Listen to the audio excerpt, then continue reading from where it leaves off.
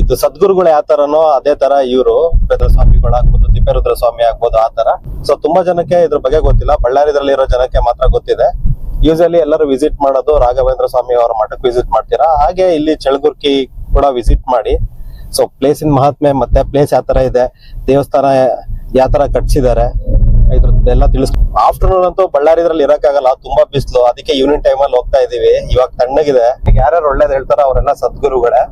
ತಿಪ್ಪೇರುದ್ರ ಸ್ವಾಮಿ ಆಗಿರ್ಬೋದು, ಕನಕದಾಸ್ ಆಗಿರ್ಬೋದು, ಎಲ್ಲರೂ ಒಂದೊಂದು ವಚನದ್ರಲ್ಲಾಗ್ಲಿ ಪ್ರತಿಯೊಂದು ಎಲ್ಲರನ್ನು ಇನ್ಸ್ಪೈರ್ ಮಾಡ್ಬಿಟ್ಟು ಒಳ್ಳೆ ಮಾರ್ಗದಲ್ಲಿ ನಡೆಯೋದಕ್ಕೆ ಹೇಳ್ತಾರೆ.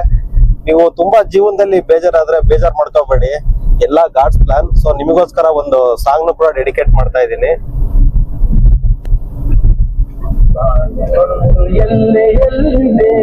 ಬೇಜಾರಾದಾಗ ಈ ಸಾಂಗ್ ಕೇಳಿ, ಎಲ್ಲ ಸರಿ ಹೋಗುತ್ತೆ.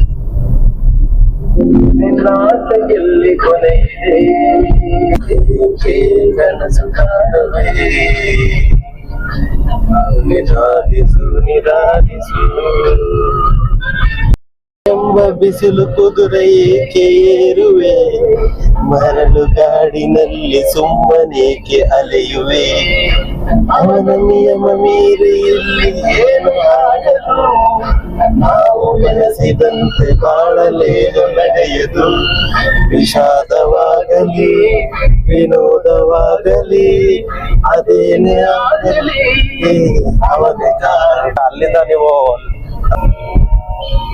ಜೀವ ಸಮಾಧಿ ಆಗಿರೋದು ಪ್ಲೇಸ್. ಸೊ ಇಲ್ಲೇ ಪಾರ್ಕಿಂಗ್ ಪ್ಲೇಸ್ ಇದೆ, ಪಾರ್ಕಿಂಗ್ ಮಾಡೋಣ.